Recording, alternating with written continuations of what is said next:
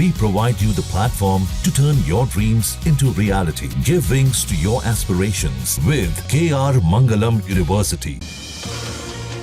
बिहार चुनाव में अब महज कुछ ही महीनों का समय बचा है। इसको लेकर सभी राजनीतिक दल अपनी अपनी रणनीति बनाने में जुटे हैं।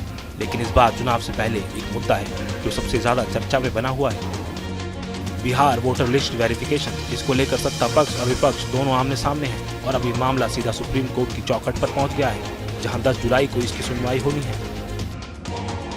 आखिर ऐसा क्या है इस वेरिफिकेशन में जो इसे लेकर बवाल मच गया है?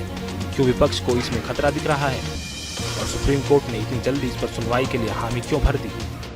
दरअसल इस मामले पर सुप्रीम कोर्ट में कई याचिकाएं दाखिल की गईं, जिनमें एक याचिका कांग्रेस के वरिष्ठ वकील कपिल सिब्बल की ओर से पेश की गई। कोर्ट में उन्होंने कहा कि चुनाव आयोग का यह फैसला न सिर्फ वक्त के लिहाज से संवेदनशील है, बल्कि इसकी कानूनी वैधता पर भी सवाल खड़े होते हैं। इसी बहस के बीच बिहार के पूर्व उप मुख्यमंत्री और आरजेडी नेता तेजस्वी यादव का भी बड़ा बयान सामने आया।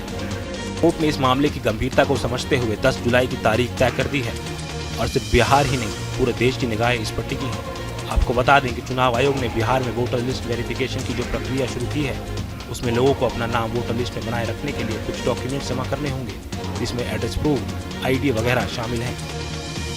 विपक्ष का आरोप है कि ये सब इतनी जल्दबाजी में किया जा रहा है कि लाखों लोग, जिसमें खासकर महिलाएं, प्रवासी मजदूर और गरीब तबके के वोटर हैं। हालांकि आप सब लोग जानते हैं कि पटना का जो इलेक्शन कमीशन है बिहार का, वो निर्णय लेने योग्य नहीं है, उनको अधिकार नहीं है।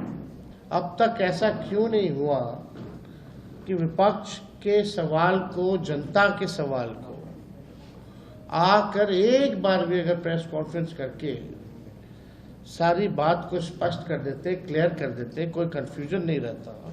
जनता के बीच जा रहे हैं और जनता का यही कहना कि हमारे पास जो 11 डॉक्यूमेंट जो मांगे गए हैं वो डॉक्यूमेंट नहीं है। हमारे पास आधार कार्ड है, हमारे पास राशन कार्ड है, हमारे पास मनरेगा कार्ड है, यही बिहार के गरीबों के पास उपलब्ध है।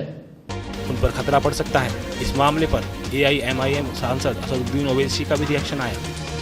ये मामला तब और बड़ा हो गया जब आरजेडी, टीएमसी सांसद महुआ मोइत्रा, योगेंद्र यादव और चुनाव सुधार संस्था ADR ने मिलकर सुप्रीम कोर्ट का दरवाजा खटखटाया। इनका कहना है कि ये फैसला मनमाना है, असंवैधानिक है और सबसे बड़ी बात, इससे उन लोगों को नुकसान होगा जिनके पास सारे दस्तावेज नहीं है। हालांकि चुनाव आयोग ने इन आरोपों को खारिज करते हुए कहा है कि वेरिफिकेशन पारदर्शिता के लिए जरूरी है और इससे मतदाता सूची की शुद्धता बनी रहेगी, लेकिन विपक्ष मानने को तैयार नहीं है और अब पूरा मामला सुप्रीम कोर्ट में है और सबकी निगाहें 10 जुलाई पर। अब देखना ये होगा कि कोर्ट क्या तय करता है और क्या चुनाव आयोग की प्रक्रिया पर रोक लगती है या ये वेरिफिकेशन आगे बढ़ता है। इस मामले में जो भी अपडेट होगा हम आप तक पहुँचाते रहेंगे। जहाँ भक्ति है हर शब्द में, कथाओं में छिपे हैं दिव्य रहस्य और ज्योतिष देता है जीवन को दिशा। धर्म से जुड़ी हर बातों को जानने के लिए हमारे चैनल स्तुति को सब्सक्राइब करें। चैनल पर जाने के लिए इस लिंक पर क्लिक करें।